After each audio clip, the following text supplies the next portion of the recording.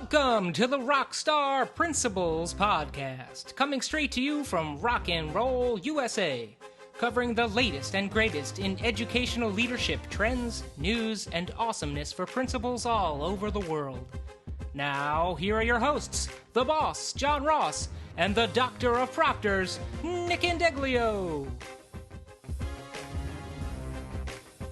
All right, rock stars, welcome back to our second edition of the Maxwell University of Leadership. Today, John and Nick will be going to class at the university for law number 2, which is the law of influence. The true measure of leadership is influence. Nothing more, nothing less. Basically, before we talk about this, let's give you the quick summation from Maxwell's book. Basically, law number 2 says that titles are meaningless. That's not true leadership. And there's 5 major myths concerning leadership. First, the management myth. Basically, it says that management maintains systems and processes, but management itself is not true leadership. The entrepreneur myth says that basically we assume entrepreneurs are true leaders, but that's not necessarily true. Number 3 is the knowledge myth. Those with knowledge, we assume, are born leaders. Not necessarily. Those with knowledge aren't necessarily leaders. The pioneer myth says those who go out front and blaze new trails are definitely leaders. But that is not necessarily true, because if people don't willingly follow those people, well, they're not leaders. And lastly, the position myth, basically stating that titles are meaningless. So, John, here we are. The law of influence. What do you think? It's pretty deep. Yeah. Pretty deep. There's an awful lot in this one. It's definitely something that I'm sure is up for a lot of debate. Although I have to say that there have been several times where I've referenced, not by name, this law, Maxwell's law number 2, but where I've mentioned to people that that I really think that titles are meaningless, and that just because you're in a position of management doesn't necessarily mean you're a leader. I don't think these ideas individually will have a whole lot of debate, but I think the whole concept of putting them all together, I think, is where more people may take issue with specific parts of it. I like the thought a lot that especially the title part, that a title doesn't necessarily mean you're a leader. I think too many of our colleagues, in particular, too many principals feel as though, okay, well, now I've got the principal spot, that means that I'm going to be a leader. I think it's similar, again, as I know I do this a lot when we talk about stuff. I think there's parallels to the classroom, too. Just because you're the teacher, you have the title of the teacher, that doesn't mean you're leading. That doesn't mean you're teaching. That doesn't mean you're getting through to anybody. That as the teacher, you have a responsibility to reach the kids, that it can't be the saying you like to use, the sage on the stage thing anymore, where the teacher just automatically gets respect because of their title. Yep. That may have been the case back in the day. That may have been the case when we were kids. That doesn't mean it's right. Just because that may have been the case, that doesn't mean that's the right way to be.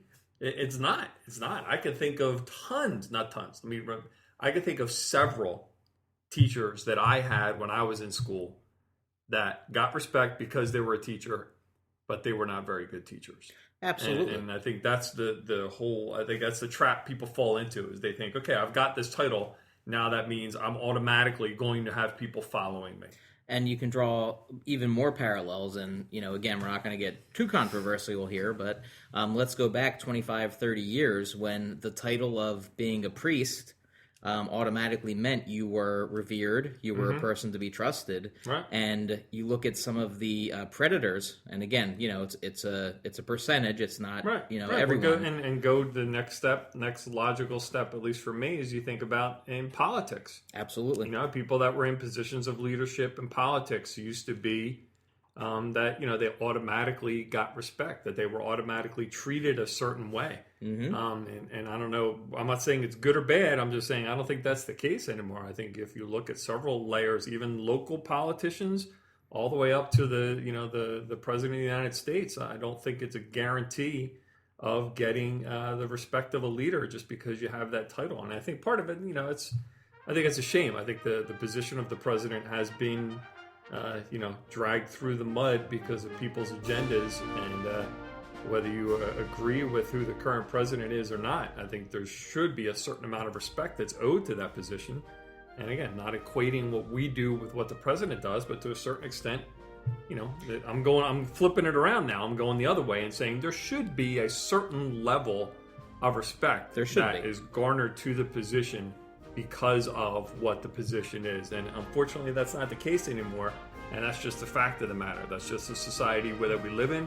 And I think the sooner people accept that, the sooner we get past that, the sooner we can start to be more effective with our leadership, rather than trying to cling on to that idea and say that, that's the way it should be and that's the way it was. And, just get past that and begin to try to develop ways to connect with people, rather than assuming that they're going to connect with you just because you're the president, just because you're a priest, just because you're a principal.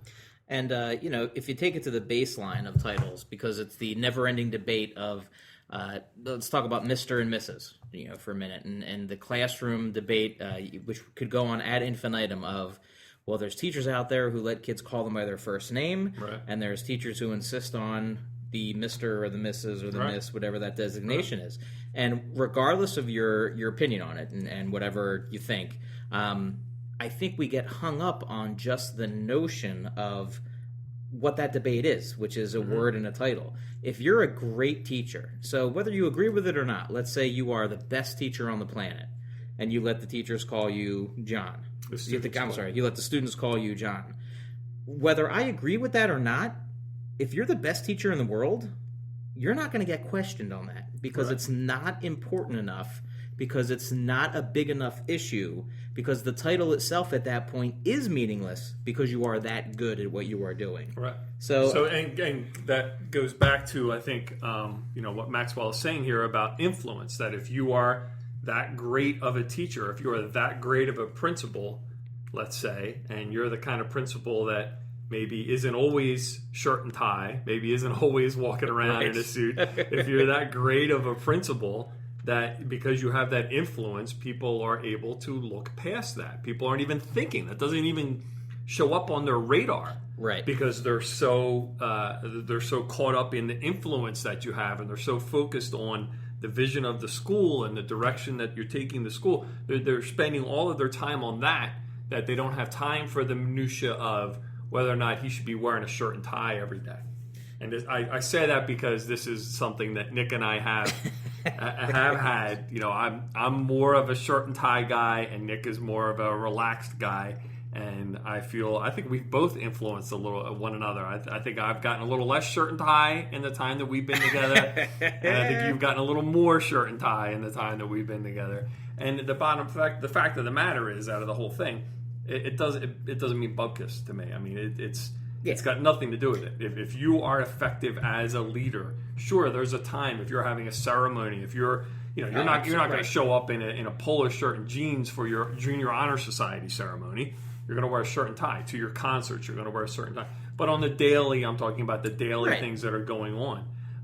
If you're effective in your influence with people, that's not even going to be on the radar. No, it's not even a blip. And I have here's an actual example about that, and we'll leave a name out. But back when I was getting my master's degree many years ago, I had a professor who was an assistant superintendent in a local school district. It was a Delaware County district. And he told us this was a principalship type class, so it was about leadership and principalship. He turned me off class number 1 when he told me that he told the class. He said, in an interview, if a candidate comes into the room and his shoes aren't fully polished, he will not even consider that candidate. So if the shoes are not perfectly polished, that candidate's not even considered. And I'm sitting there thinking, you're going to lose. You're going to miss out on people. You're going to miss out because, and call it whatever for whatever degree you want. Yeah.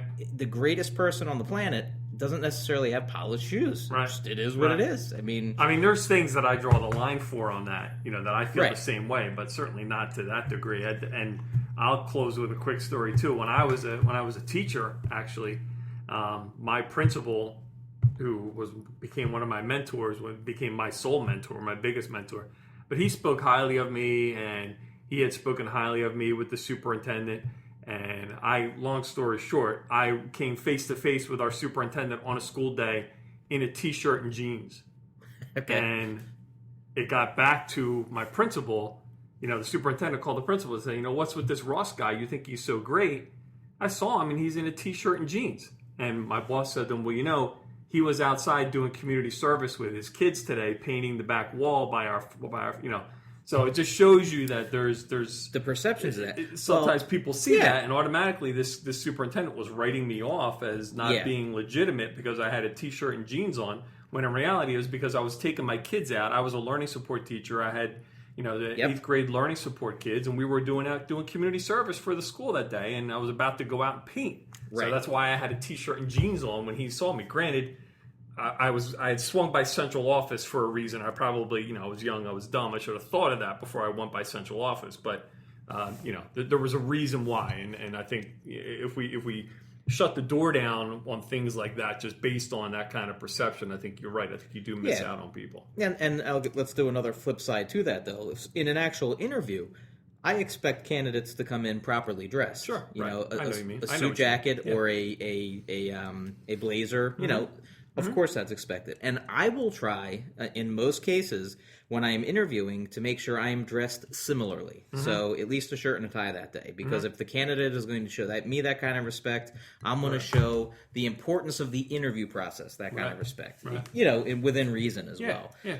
But again, all of that is junk and meaningless if the other piece isn't there. And again, I think that's what Maxwell's whole point is, which... we don't want to. Whether you're talking about titles or management or the power of position and things like that, I think this all comes down to the same thing. It's what you do. It's when the rubber meets the road. It's your effectiveness, your influence as a leader. That's what matters. All that other stuff is window dressing, icing on the cake, whatever analogy you want to use. It's a factor. It is a factor, but it's definitely. Something that it's not as big a deal as when you talk about the actual influence that you have over people. Right. You could actually do a whole segment on this with professional wrestling as well. Here we go. See, it's only a matter of time. It's always only a matter of time before we make that connection. So titles are meaningless. Right. Titles in professional wrestling are championships. Right. So different championships are called, the title belt. Yeah. Well, there's a school of thought that it's fake and title belts are just props and they are meaningless. There's another school of thought that said championships drive the story and drive what professional wrestling should be, and you fall on one side of the fence or the other. But what does it come down to in the end? Normally, the person holding the World Heavyweight Championship is a person who has true leadership capabilities and who has influence in the company. Your John Cena's, your Stone Cold Steve Austin's, your Ric Flair's, your Hulk Hogan's. Sorry, I have to do that whenever I hear Ric Flair. You always get obligated. I'm obligated by law to do that. Especially if you chop me. If I get a chest chop, you have to woo. So I'm sure Mr. Maxwell would enjoy the analogy between professional wrestling and. We haven't gotten any tweets back. Whatever we're going to do to get some kind of reaction from him, we're pulling at straws here to try to get through to him. But I think that'll close it down for now for law number 2 for the Maxwell University of Leadership. And we'll be right back with more of the Rockstar Principles podcast. And now a word from our fake sponsors. But we'd really love if they were our real sponsors. Seriously, we would love it.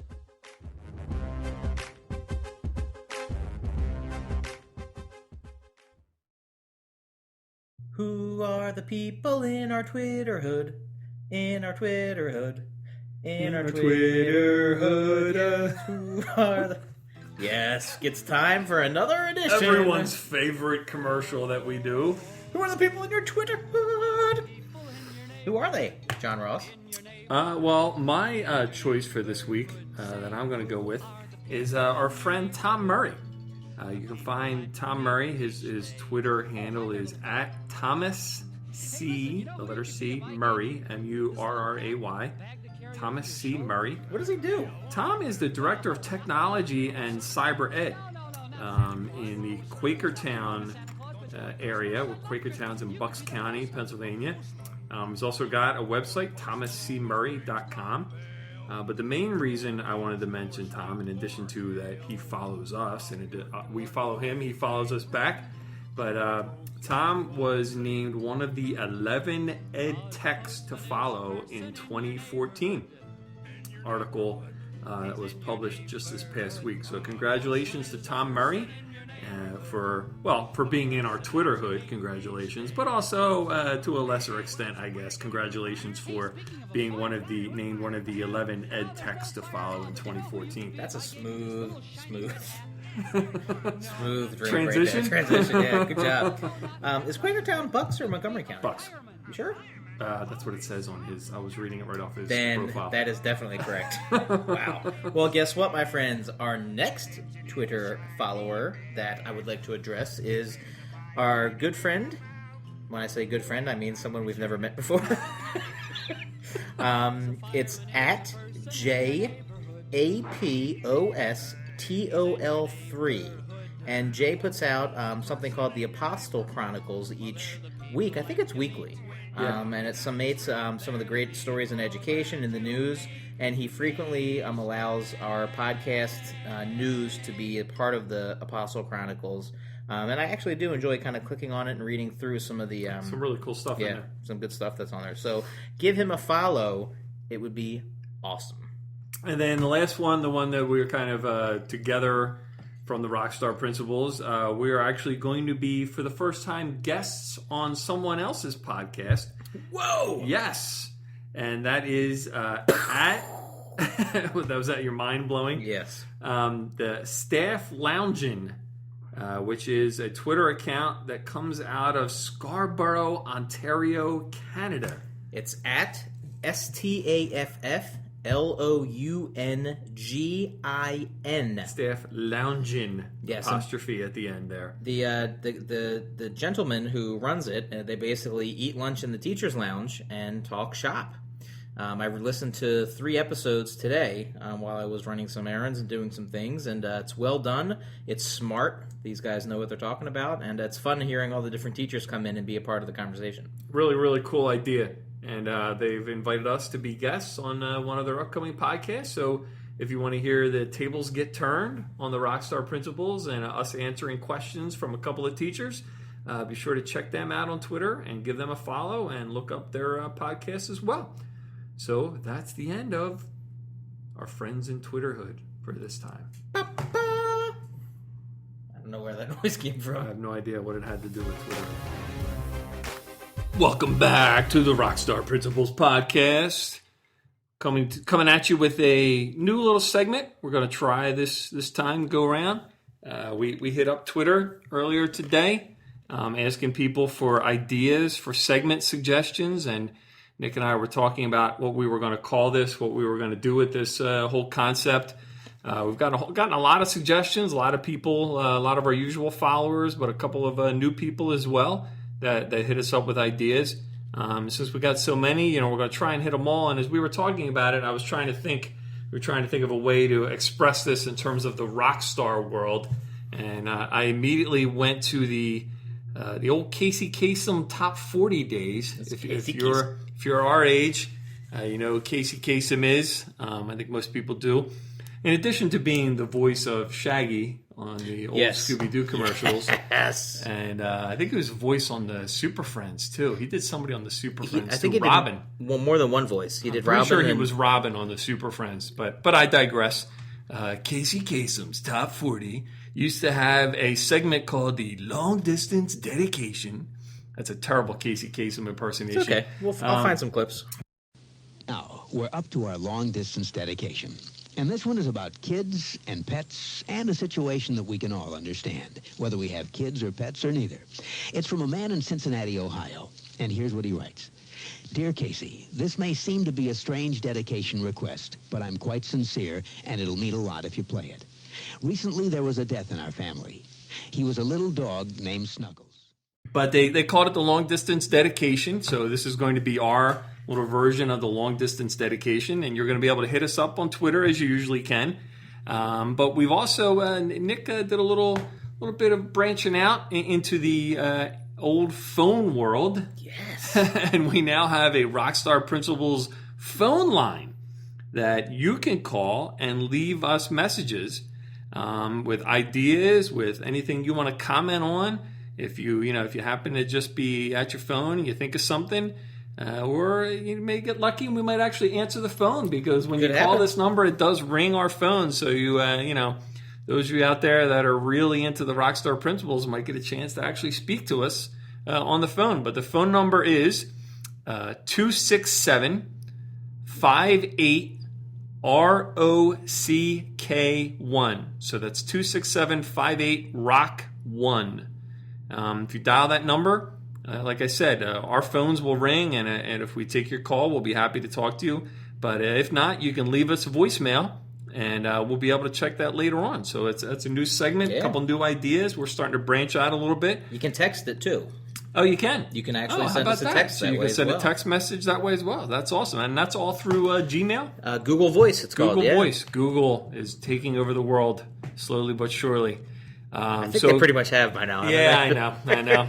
They don't have Twitter yet. That's about true. the only thing they're not able to get we into. It's an IPO. We could all have some Twitter if we wanted.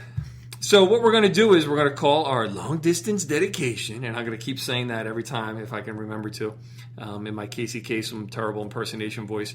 But we're going to read through a couple of these that we got. We'll see how long it takes us. If you send us one and we don't get to it in this segment, we'll try and hit it up maybe a little bit later in our next long distance dedication segment. We had five. We had five that were just too good to pass up. Okay. So John's we'll go through these five, but again, we don't want to be too long with the segment. Yeah. So, and we tend to get long-winded with our answers. Us? Yeah. Really. Long-winded? No.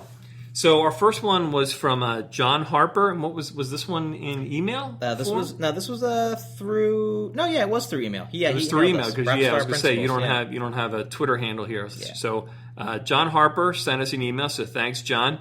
And his question was: as leaders of our buildings or districts, what have we changed about the way we lead? What shifts have we made in 2013, and what do we plan to do in 2014? I'll tell you what we plan to do in 2014. Take over the world!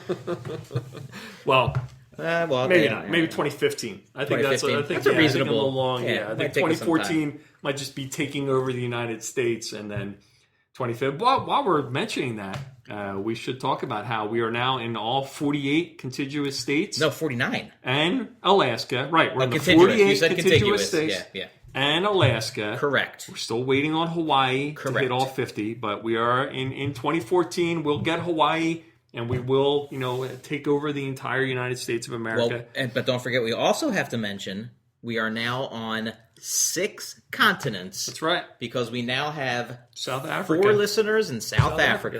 Downloaded our podcast. So that's great. And this is all based on, by the way, when we talk about this is all based on downloads of our podcast. Whenever someone in an area downloads our podcast, we're able to see where they're doing that from. So we appreciate that. But getting back to John's question, what have we changed about the way we lead?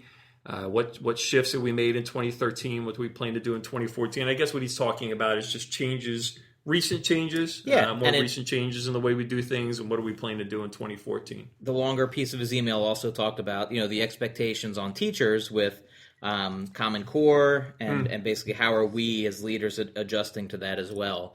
And to a large degree, it's our central offices that are implementing the evaluation models and our curriculum offices that are looking at new textbooks and aligning the curriculum. Mm-hmm. In the buildings, I think the biggest change that we've made, or at least that I could say that I've made, is trying to keep our teachers calm in the face of this type of change. Right. And I say that somewhat hesitantly because while we're trying to do that, I also am always very careful about making sure I don't give any energy to the teachers, the staff members who say, well, this too shall pass. Right. Because it won't. Common Core is not going anywhere. It's where we're headed. And the types of data-driven evaluations, whether it's for principals or teachers, isn't going anywhere. Mm-hmm. An administration change isn't going to switch that up. This is where we are. Mm-hmm. We're fully integrated into the accountability era. A lot of that's good. So I would say that quickly summating, for me, it's letting our teachers know we're going to protect them and we're going to help them and we're going to provide all the resources we can, and we're going to have to work hard to keep up on the information ourselves. So, And I would say, in addition to that, and those are, I would echo those comments too. But one of the things, and any of my teachers that listen to the podcast, Dr. Rook, for example, are going to be surprised to hear this. But I've mentioned it, and hopefully they've noticed it, that I've kind of taken my foot off the gas pedal when it comes to data, in terms of professional development and my leadership of data. I've spent the last 3 years data between. Getting our teachers comfortable with using it, getting the kids comfortable with using it. And I think at this point, people should have a vested interest in knowing how to use it. Absolutely. So I've done less PD on data and data use. We still do some, but it's certainly less when you talk about shifts from past years. I've shifted away from that. We've done more of a focus in both of our middle schools this year on stuff like restorative practices, on really thinking about how trying to close the achievement gap and trying to reach some of our students, trying to find ways to reach some of our students that we're not reaching. Yep. As we've said several times, we were very fortunate to work in schools that are high achieving schools, but we do have segments of our population that we're not reaching, and trying to find techniques and ways to reach those kids and those families in order to build that bond and that connection with the school. Because I've really come to believe that until we can get kids to see the purpose for what they're doing, you can have all the data in the world, it's going to be meaningless to them. So trying to find ways to have all of our students feel as though someone at the school is looking out for them. The whole, people call it touchy-feely crap, whatever you want to call it, but people call it touchy-feely crap? That's what they call it? Educating the whole child, the middle school philosophy, the middle school mentality, I know it gets bashed a lot, but I really, really believe that unless kids really know and feel that someone at the school, that they have one person at least, if not more, that they can connect with when they need to, you're not going to get the kind of production out of them that you want. So I've really tried to push my efforts more toward that direction and let the teachers do what they know already to do with the data, and not put pressure on them, because as you're saying, Nick, they're putting enough pressure on themselves for that. So, all right, thanks, John Harper. All right. And next question. From at Fearless Leader on Twitter. A Fearless Teacher. Oh, Fearless Teacher. Fearless_teacher. That's Tracy Logue. Tracy. She follows us on Twitter, but she actually posted her response on WordPress. Oh, cool. Yeah, her question. Okay. So that's where it came from. Go ahead, give it to us. So Tracy's question was, best ways for a new leader to onboard themselves. Is that what this says, Nick? Yep. Onboard themselves with established school and staff. So I assume she's talking about somebody joining a school and staff, a new leadership position. I did this. Nick and I both did this within the past 3 or 4 years. One of the things that I did that I felt really helped, at least with a lot of the staff, not everybody. I guess the first thing you have to acknowledge is that you're not going to reach everybody, and you're certainly you're not going to get everybody within the first day of school. No. A lot of it's going to take time, and they're not going to respond until they see how you respond in certain situations. But one thing that I would recommend doing is setting aside time to talk with anybody who's willing to talk to you. Talk to them about the school. I set aside time my first summer to bring teachers in and to ask them a series of questions. What do they feel? Where do they feel our school is strong? Where is our school weak? What are the traditions in our school that they value? Is there anything that they feel we should be doing differently in our school? Asking teachers about the families and looking for advice and recommendations from them. And then the last question I asked everybody was, are there any areas where you feel you have leadership ability that maybe you haven't had the chance to, explore? Things that I could do to kind of help them advance their leadership. So that's one thing I would recommend doing for somebody taking over a new school. I'm going to say the exact same thing as John did. I was hired later in August in my building, so that process John talked about over the summer actually, for me, went from September to about December. And let me just give you the back door of what happens with that process as well. The answers to those questions that John just discussed, extremely valuable. That's where you're going to garner 90% of the information you need. But you're also going to garner 10% of the other information that's important. You're going to realize who your whiners are, who your complainers are. Right. You're going to realize who you can trust and who you can't trust based on the way they talk about other people behind their backs. And that's going to become evident really quickly. The one thing that I think is valuable in your role as an administrator, especially if you're moving from the classroom to your first administrative role, there's a school of thought for teachers when kids are coming, up a grade level into your class where I don't want to know anything about those kids. No preconceived notions, data's one thing, but I don't want to know any of the other stuff. In the role of the administrator, I would say that that's called going in blind. You need to know as much as you can, and you need to be a good enough leader all around to be able to recognize what information to use, what information not to use, because you're going to get manipulated, blindsided. People are going to hit you from every angle when you come in trying to further their agenda, which almost always is non-exclusive of what the school's agenda should be sometimes. Very good. Very good. Excellent answer, if I do say so myself. Yeah, I think we hit that one pretty well. All right, next one from our friend Doug Robertson, the Weird Teacher on Twitter. Great book if you want to look that up, The Weird Teacher. He's the Weird Teacher. He's the Weird Teacher, yeah. Is his book. Hope that's selling well for him. Yeah, Amazon. You can find it easy. So Doug's question was, best off-the-wall conversation with a student. There have been so many. I know. It's very hard. It's hard to pin one down. Whittle it down. But one thing did come to mind that was interesting. Back in my teaching days, I was teaching emotional support, 5th through 8th grade. Back in the early 2000s, we were fully self-contained. I had a student who we will call Bobby, who at the time was in 7th grade, and a very low IQ, probably somewhat autistic as well. And he became not obsessed, but he found it fascinating. He found the whole notion of the Taliban after 9/11 fascinating. Not their ideology, the fact that they lived in caves. And I kid you not, he found it interesting that they were cave dwellers.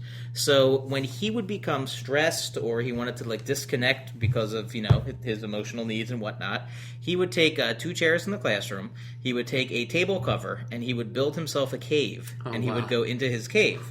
And as I would try to ferret out what was wrong or whatever, I would sit outside the cave and talk to the sheet on the 2 chairs. And before long, I had 2 aides in the classroom, Mrs. Conley and Mrs. Cooper, 2 of the most wonderful women in the world. But we started calling him Bobby Bin Laden. That was his nickname. So it's not necessarily anything specific in the conversation. He probably was never aware of that, right? No, he never knew that was his nickname. No. Okay, well, a quick one that I would share actually happened very recently with me. I had a student, and I'm going to try to keep everything nameless, but I had a student who had a T-shirt on of a very small rock band. That not one that most people have probably heard of, and I'm not going to say them because I'm just not going to. But she had this shirt on, and she was walking down the hallway, and I asked her about it. I asked her where she got the shirt. She told me where the store was, and I said, "You've heard of them? I assume you know who they are." And she said, "Yeah." And I said, "Well, you might be surprised to hear that I actually know them through my wife. My wife went to school with the parent of members of this band." And she was no, it was not Def Leppard. But she was, she was sweet about it. She was, "Oh, that's really nice, that's cool." And I kind of felt a sense of, okay, I need to prove this to this girl. You know what I mean? Yeah. So I had my wife Julie contact her friend who she still talks to, and she sent me some, what would you call it, tchotchkes, I guess. Okay. Some band stuff, including autographs, some jewelry that had the band names on it, and so forth. And I brought this stuff in and gave it to this girl. This girl was having some other things going on in her life, some struggles she was going through. And I just say that only to put it in context of the reason why I did it, although I would have done this for just about any kid, but I really felt the need to pursue this for this girl. And when I gave her the stuff, it just completely blew her away. That I wasn't kidding around when I said that I had a connection. So a simple conversation like that with a kid, how it just wound up being this bigger deal, was really cool. It was a really, really cool thing, and I think to this day I still have a connection with this student in that she knows that a band that she likes is somebody that I like too, mainly because my wife's friends with them. But was it the Hooters? No, not Def Leppard, not the Hooters. If you keep guessing, if you guess the band, I'll let you know you're right. But I don't think Was it the Gin Blossoms? No, not the Gin Blossoms. What is this, 1992? You think any middle school kids are going to have Gin Blossom shirts on? Was it the Fresh Beat Band from Nickelodeon? I was going to say it was the Wiggles. Oh my God, the Okay. Wiggles. Wow. All right, we're running along here. Let's see. We want to do one more, two more? We're going to hit both of these last two? We're at 17 minutes, so we can, Okay. let's do it. Okay. The next one from our buddy, at Crazy Joe Clark on They used Twitter. to call me Crazy Joe. Now they call me Batman. Your personal education Mount Rushmore. Wow. Your own personal education Mount Rushmore. Who inspired you to be the principal you are today? So I guess you got to go with 4 since you're looking at Mount Rushmore. First and foremost, to no one's surprise, I go with Todd Whitaker. Dr. Todd Whitaker goes definitely on my personal Mount Rushmore. My principal, my Mount Rushmore principalship. I would have to say, the gentleman I mentioned earlier, a guy that was my principal who hired me when I was a teacher, and then I became his assistant principal later, and then I became principal when he was superintendent. His name was Joe Galley. Still in contact with him today. He's retired, but definitely somebody that was a major influence on who I am as a principal. Another person, a guy who was a professor in my principalship classes at Widener University, Dr. Bernie Brogan. Dr. Brogan, really great guy, Widener University, somebody that really influenced me, and I feel as though I, use a lot of the stuff that he showed me about it and how to deal with kids and how to deal with people. So that's 3. Boy, I know I'm going to leave somebody out. That's the difficult part with making the 4th choice. I got a couple of different ones rolling around in my mind and trying to make that 4th decision. Well, hold on with your 3. Go ahead. I'll give you my first 3. Okay, and then we'll pick up from there. I'll pretend like I'm listening to you, but I'll really be thinking about who I want to decide. Just give me a couple. I'm just going to sit here and nod my head up and down while you're talking. I'll keep it simple. You have Todd Whitaker. Oh, I'm sorry, you didn't start yet. Okay. I'm going with Doug Reeves. He'd be number 1 for me. Doug's view on education, his utilization of the research and his ability to translate the research into pragmatic, practical solutions to things that happen.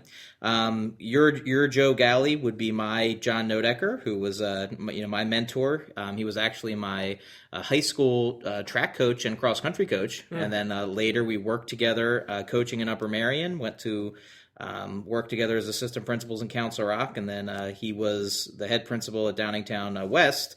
Brought me in as an assistant, and you talk about funny stories. There's so many there that apply to so many different levels. Yeah. We could do episodes. We still say we got to get the 2 of them on an episode of the together. Our 2 mentors. Would be hilarious. That would be great. My 3rd, I'm going to go with my 4th grade teacher, Mrs. McCreary. Wow. And there's many things I remember about her. I'm only going to tell you the 2 that still resonate with me in education today. One is a sincere love of reading that she instilled in the class, which rivaled only by my mother, who really did a wonderful job with that. And the fact that in that classroom, every day, it was the safest place I can ever remember in an educational environment. She just created an environment that was warm and caring, and there was no... it was perfect. I mean, it's what a classroom should be. So she'd be my 3rd, and now we're at 4. Yeah, so I have to go with this is the person I talk about all the time as the reason why I became a principal. The guy who was my middle school principal. He was my best friend's dad. He was our principal, and I got to see him both in school and outside of school. And that's his name's John Monahan. He was principal at Northley Middle School in Pendelco School District when I went there. And my buddy Marty, who I'm still in contact with today through social media, he lives in California, so we don't see each other very often. But his dad, I can vividly remember stuff that his dad did that made me think, wow, if someday I could do something like that. I mean, that was really one of the main reasons why I got into education and got into becoming a principal was because of Mr. Monahan. So he would be my 4th. Man, it's tough though. Have to pick a fourth on the Yeah, spot I've got like others this. that I left out. I know. Oh, but, you have to, and you got to make the cut. There's tens of thousands within the Sure. The famous world. Here's who I'm gonna hit. We've talked about him before. I'm gonna go with Jerry Alexiak. He's the current vice president of PSCA, the Pennsylvania the Education Association, the Association for the State of PA. Right. We worked together in Upper Merion, where he was the behavioral specialist when I was doing the ED work.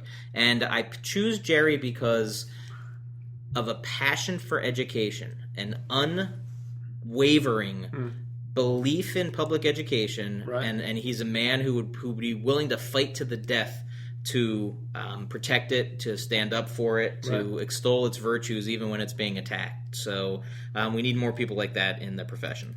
All right. That's our 2 Mount Rushmores. I know there's people we left out. Feel free to let us know if there's anybody you think we should have included, or you would include on yours that we left out. Yeah, there's tons. We can All right. come back to that one. One more question in our long distance dedication segment. Comes from our good friend Kimberly Hurd, and Kimberly wants to know about cave people who complain about everything. And what's that? Unrealistic parent expectations. So basically, I think what Kimberly's talking about when she says cave people are people on your staff who are just constant complainers. Yep. I guess parents who are constant complainers. Just how you deal with people that are constant complainers. I will say first and foremost, the best thing that I ever learned in dealing with those people is to let them talk.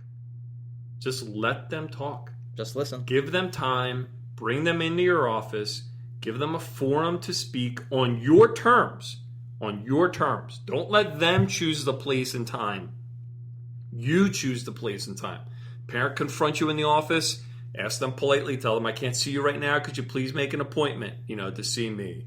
If that's possible. Same thing with a teacher. Don't let them set the terms for their voice. Certainly not at a faculty meeting unless you're ready to have it out at a faculty meeting with them. And I've done that too.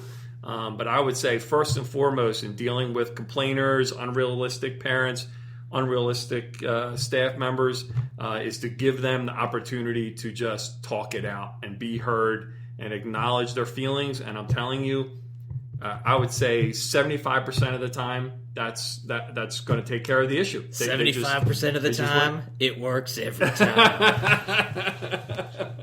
Yeah, most of the time, people don't want a solution. They just want to be heard. They want someone to listen to them. Yeah. And those parents, they love their kids. Even if they're crazy, they love their kids. I'll add a slightly different thing, and I would say, when you can, in a way that doesn't shame the teachers, just flip the tables on them. And it's a difficult thing to do, but if an opportunity presents itself, take it. And a quick example, a teacher, one of our teachers who complains about literally everything, every initiative, everything that comes around the block, complain.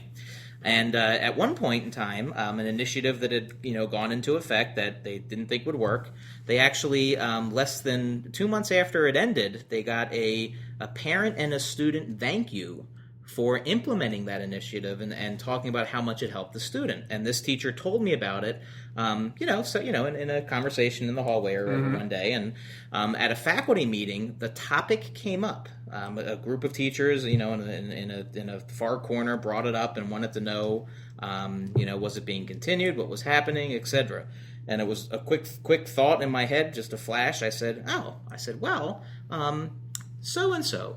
Could you tell us about that awesome phone call you got the other day? Right. And I forced the person who was the number one complainer in the building to have to talk in front of the entire staff about this positive interaction she had regarding it. So it didn't shame her. It actually made her look good, and kind of hopefully shut some other people up.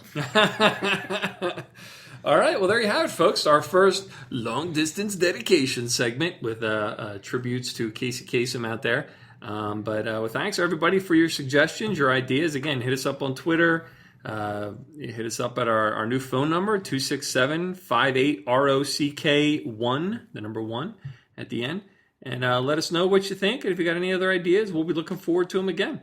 All right, we'll be right back with more of the Rockstar Principles podcast. Thanks for helping RSP top the charts in the Edu podcast world. Keep it real with Twisted Steel and School Appeal.